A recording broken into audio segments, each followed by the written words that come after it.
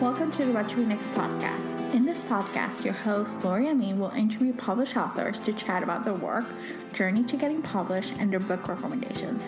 If you share a passion for books and always looking for your next read, then join us. Hi, Colet. Hi, Anna Lynne. How are you? Good. How are you, Laura? Good. So let's go first. Whoever wants to go first, to tell us a little bit about yourself. Well, Colette's the author of this wonderful book, so I'll let you go first. I'm an author and producer, and I just wrote a young adult novel that I'm very, very excited about, Breed.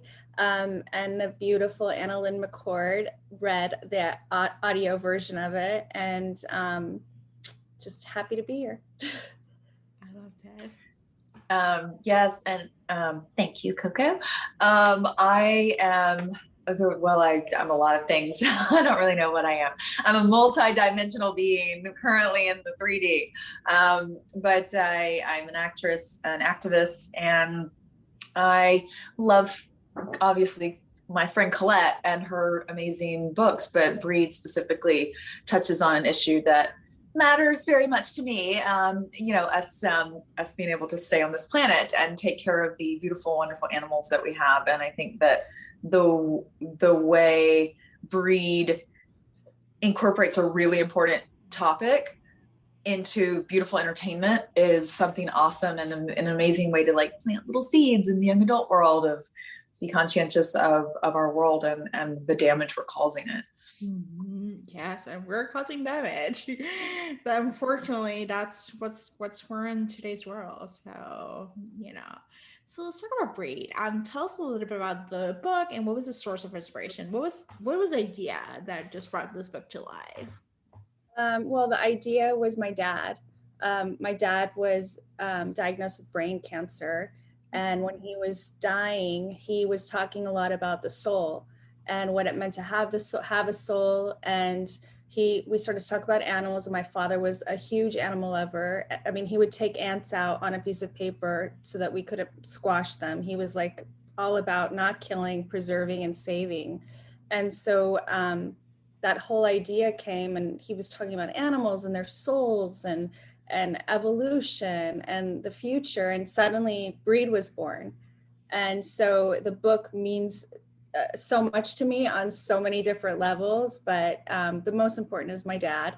And well, not the most important for me, but not for the planet. It's the animals.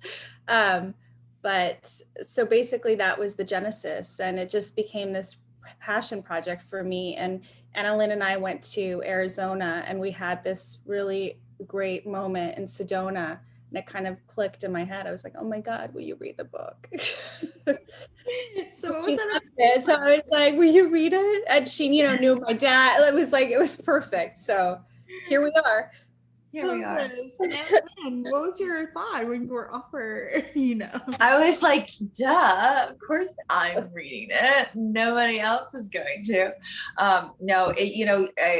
Colette talks about how special it is, the connection with her father. I think what people would be interested to know about her dad is some of the incredible things that he has done for our world. From cleaning up water up in the Bay Area, San Francisco, Coco? Yeah. From that to raising two beautiful daughters, being an immigrant coming from Iran.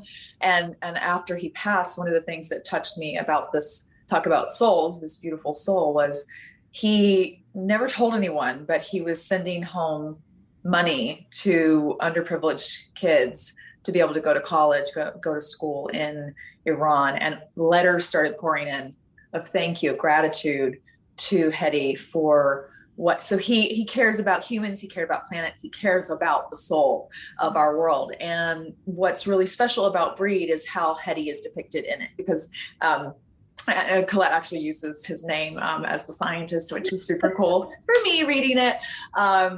And the fact that I actually would have been his favorite daughter because I'm obsessed with science. Probably true. His other Colette and Jasmine have no interest in science. But Colette really took a point to really dive into what her dad was talking about at the end of his life and the science that was required to. So she did a very good job I'm very proud of her. And I was stoked not only to, as a sci-fi fan, to be a part of this, but also this is something really, really unique. So not to give too much of a spoiler, but it's kind of right away once you dive into the book that you discover what the science is. And the idea was that Dr. Hetty in the book takes the soul particle from the pineal gland out of these incredible animals that were dying out. And we then skip forward, several years later, time has passed, and now the hybrids, the animal human hybrids that were developed as a result of Dr. Hetty saving the essence of these incredible animals, they make up the kingdoms of the world in this future time in 2999 AD. And so you get this sense of, this kind of dystopian future world. So you get that element, and then you get this, these crazy, not alien, but, interesting creatures, but they flicker. And so they're human form, but then when they have intense emotions, they flicker into their shadow, which is the lion, their part, or the cetacean, or the bird, or the amphibian, or the reptile, whichever kingdom they're from, they flicker into that other animals. So it's like the whole world is extremely vibrant. Colette did an incredible job making it colorful and yummy. And as an actress performer, to be able to read those, vibrant details and paint that picture for the listener was a lot of fun. I hope that people feel like it was when they listen to it. I will say I've listened to her, I've listened to the Audible, and I'm like, it's so good. And so I'm writing, I just finished book 2. Did you finish it already? I haven't had my phone. My phone's been in Canada until last night. So I'm so behind on life right now. Well, it's done. I know. But I hear her voice. I'm like, it's not even my voice anymore. I'm like writing it. I'm like, how's she going to say this? How's that process like? It's not there. And then as an audiobook narrator, what is the process like, just to make this story come to life? Because it just... So sorry, I just also have to say she's one of my best friends too. So I can bully and be mad and be like, look, terrible. All sorts of pressure. She's the nicest bully I've ever met in my life. I keep waiting for her actually to be mean. No, but the process, we kind of figured it out as we went, right, Coco? It was like... You were by yourself in New York doing it. Yeah. So I was filming my TV show in New York, and we're we're obviously 3 hours difference between the two of us. We're figuring out a studio near me. I had a house out in Long Island, so I needed to have a location out there. So the opportunities there are a little bit more scarce than if I was in the city. We found an amazing man, Mike, who's in his 60s and is an avid Breed fan now, because he was like, I would never have ever happened upon this, but now I need to know what happens next. But the process was interesting. It definitely, I think we ended up with 18 hours of studio time, probably, Coco, right? So it's a long process. I'm a little bit of a perfectionist. So for me, it was really important to, when I noticed that my energy's waning, because you're kind of on just nonstop as an actress. I obviously have breaks in between, and but when you're reading, you're just kind of going through it. And I'm eating up the story. Mike's super enthralled. He's like, Paige Turner, let's go to the next chapter. I'm like, Mike, I need a lunch break. He's like, I need to know what happens. But so we definitely would go into it, but he was really great as a producer, a technical producer, kind of letting me know when he's like, that character didn't sound like her. You need to take a little walk. You need to get some water. You need to take a little break. And whenever the energy would wane. So it's really important to keep high energy. The whole book is high stakes. So it's I was an emotional roller coaster. Wait till book 2. I actually did, when I'm like, oh God, it just doesn't stop. What am I writing myself into? Yes. And Colette loves making up like crazy words. She loves like introducing old ancient languages. Or Aramaic, I hear, is in the second book. Aramaic book, which is not fun. There were parts about this book where I don't know why I made things so difficult for myself, because as Anna said, I'm not a science person at all. In fact, yesterday Breed was listed in, like, Book Trib did a list of 7 books about transhumanism. And I was so excited when I saw this. And then I'm like, and Dune was one of them. I mean, I'll send it to you. It's like, yeah, send it to compliment ever, obviously, to be next to Dune.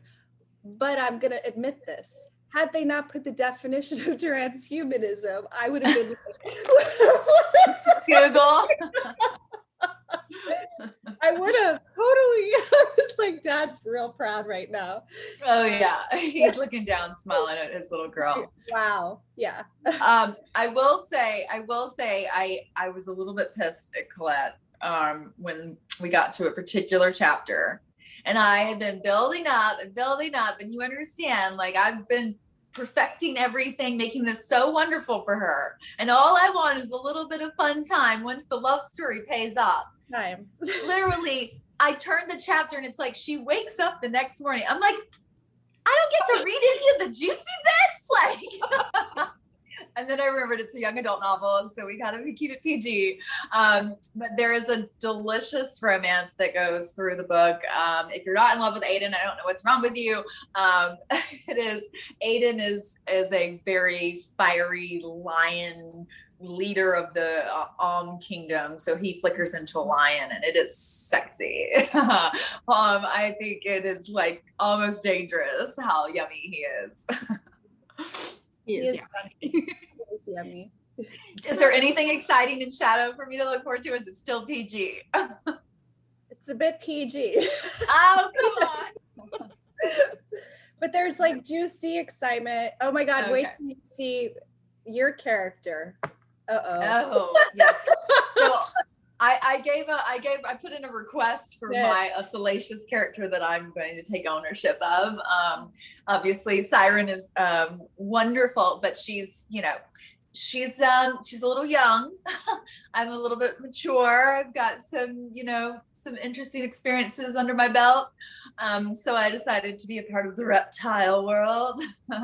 So I am very, very excited to see what's really exciting, I think, for, obviously we're talking about book 1, but book 2 will be unveiling more of the other kingdoms. Book 1 really focuses on the kingdom of and you get to know this incredible world, and it's really amazing, and you fall in love with the characters, I think, right away. But there's a whole world out there. So for me, I'm excited to dive into book 2 to definitely discover more of the world. Mm-hmm. I'm excited. So Colette, can you talk to us about the world building process? Because I feel like that's like takes, just you're creating a whole world, whole place that the reader can engage. And when I started reading it, I was transported to a different space, and it was just like magical. So what's the process like for you? Well, this was a whole new world, literally a whole new world for me, because it's a different time. I'm not jumping back to high school or to, any present day moment that, makes kind of grounding in reality a lot easier. So this was really a lot of mapping out. It was a lot of research. I did a lot of research on the different animals. There are things, I didn't know. And just mapping out the difference between the kingdoms, the difference between the species, and what the skill sets they would have, and what, given the skill sets they naturally have, what would be their natural things to do as humans, what would they be as humans? And so that's kind of like how I went into it, where you have like they growl, the lion growls, and he's aggressive, and he's the king of the jungle. So how would the lion male human be? He would be an alpha, and he'd be aggressive, and he growls too, as you know. We love the growl. Yeah. And so that's kind of like, I just kept plotting of the different kingdoms, and it just came to life, really came to life. And so, the goal is, obviously we want to see this on film or television. Mhm. And for Yeah, me, that was like the image. I'm like, what would you want to see if you were watching this? How would you see this? Like, and it is such a visual, like for a book, it's the visuals. I think you probably know, Laura, from reading it. It really, I mean, you fully can see the world, like the way, you know, you could see Harry Potter as a total different world. Like you fully grasped the colors and the you know, the feeling and the sense of it all. It's really cool. Yeah, it felt like a sensory experience. Like I felt like all five senses were immersed in this world. Like, you know, the whole experience, like just bring up the colors, check it up, like you know, the intensity of it. Like it was just like keep going and going and going. And I'm like, okay, I want to keep going. Like I just don't want to stop. You know, because sometimes books they might lull about it, and you might just get bored. But this one was like not. This was just like No. you know, Action packed, non-stop action. yeah. I mean, wait till book 2 if you guys think this one. I'm like, oh my god, it doesn't stop. She's got to speak. Siren has to speak now. Well, I think you know, there's some amazing moments with like some female warriors, and the element of the feminine in the book is really incredible. But I think what's really cool about the heroine, about Siren, is it's not this shoved in your face kind of masculine female that we've been seeing so much of. And I say that because to have a female lead does not mean that she has to kick everybody's ass. Like it doesn't mean she can't, and it doesn't mean she doesn't. But one of the beautiful things about the feminine energy is that we're strong, and yet we're soft, we're fluid, and we're flowing.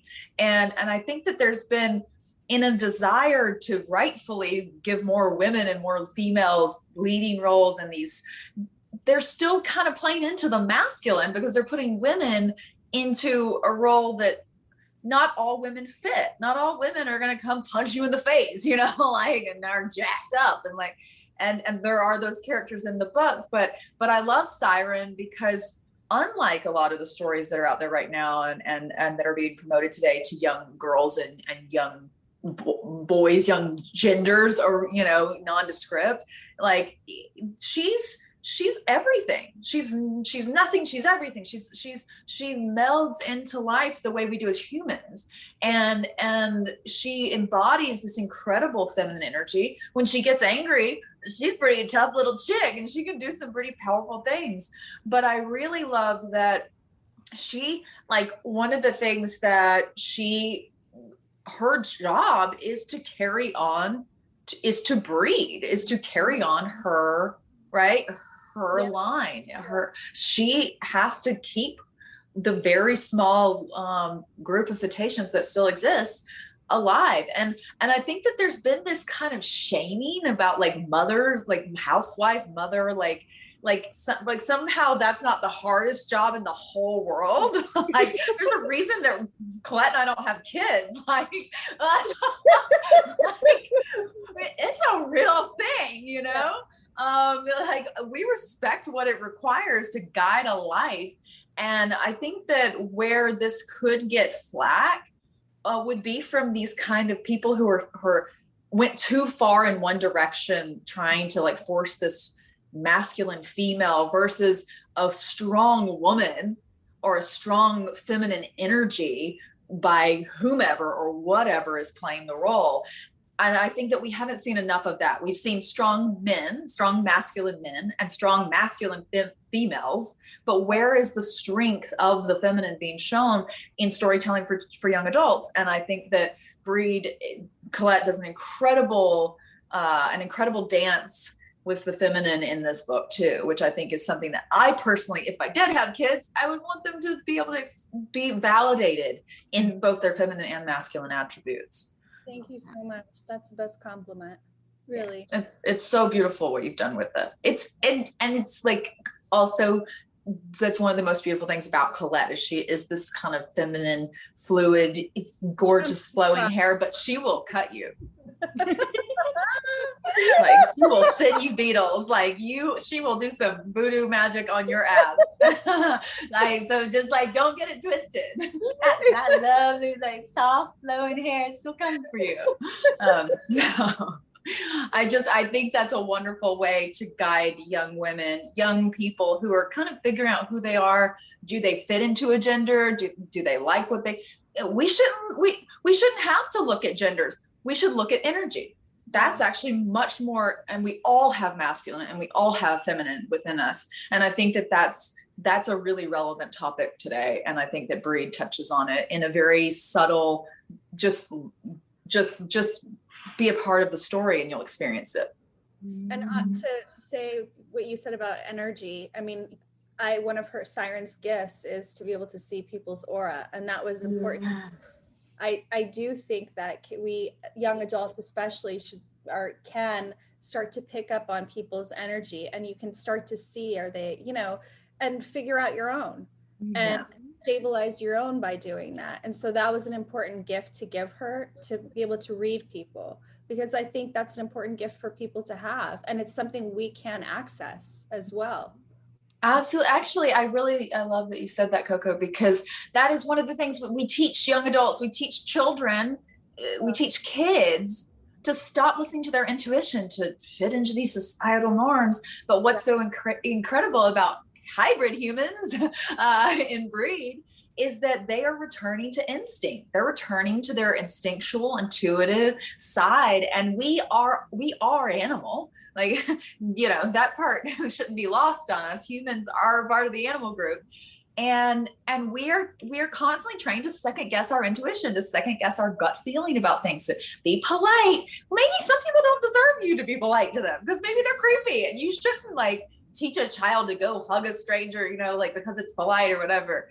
I think that there's a really wonderful element also of just highlighting the instinct and the sense of that animalness that even without being hybrid we have within us. For sure. It's our wild. And it's, I call it the shadow in Breed, but it's our wild. And if you can, our wild is beautiful. People hide from their wild, but it's actually very beautiful, especially when you can, when it's controlled. Yeah. I love this. So how's it going with the pandemic? How's it writing a book in the pandemic, and how's it narrating a book in the pandemic? Because, it probably pandemic, it's so much fun. The pandemic sucks. Understandable, yeah. But I mean, I'm a homebody by nature, to be honest. So this is, as a writer especially. So it's not that it's been so tough, because I do have to sit away and hide, and Anna is actually the same. She hides from people too. We do. We're totally typically quarantine people until we're told, and then we're like, wait, I want to be told what to do. I'm totally fine with quarantining and ordering in. Yeah. I'm totally cool. Yeah. I own it too, because my sister's like, where do you want to go? Nowhere. We don't want to go anywhere. We just don't want to be told not to. This idea of a party sounds like a great idea, but I don't want to go to the party. I don't want to go, but I want to be able to go. Yeah. I miss the lunches out though. That's the one thing I do miss the most, lunches. Yes. But been writing and just finished book 2, and I have another book coming out in the summer, a memoir about my it's not really a memoir, but it's about my experience last summer couch surfing on friends at homes after a divorce. It is so funny, and it's with the backdrop of her Iranian family. And if you've never been a part of an Iranian family as an outsider being brought in, you really should be, or you should read the book in order to experience it, because it is so funny. It is absolutely hysterical. It's just nonstop comedy. Oh my gosh, I can't wait. Oh my God, I'm excited. Thank you. Awesome. Anna, how's your quarantine going? Oh, well, I told Colette, being able to do this book was exciting. I was like, I get to leave my house. I'm driving somewhere. This is crazy. Look at me. I'm in a studio. Obviously we were, when you're recording in a studio, you actually are social distance just because you're on another side of a glass wall. But it was like an adventure. I'm like, I'm leaving the house today. I'm going to read a book. I think that being able, especially for the demographic, to be able to have these wonderful books coming out during the pandemic to keep their imagination and their minds alive while they're not able to do as many things as they've been used to is really super cool. And I certainly had fun being a part of creating that as far as performing it is concerned. I'm so excited. Yeah, I feel like books have been like a relief to many people, whether it's audiobooks or reading a physical book or graphic novel, whatever it is. It's just been a good escape from like the anxiety and the tension and the unprecedented times that we're living, so. Heard that word so many times. Yeah, unprecedented. I just want to live in precedented times, like not unprecedented. Like I just want the place where it's like nothing happens. It is great. So tell us where you can find you online. For me, my Instagram, Colet Abedi. That's where the only social media. I'm trying TikTok. It's really hard for me though. I don't know what to tell you. It's just like another thing to do. I'm like, oh my God, because I have so much time to now get on TikTok too, but I'm trying. So Colet Abedi Instagram, that's where you can find me. Yeah. Awesome. Yeah. I'm at the Anna Lynne, that's ANNALYNNE McCord, MCCORD, on Instagram and Facebook. And then I am not super active on Twitter. I have a Twitter account, but it's at I am Anna Lynne MCC on Twitter. So yeah. Awesome. Thank you, Anna, and thank you, Colette, for being on the show. Thank you so much. Thank you.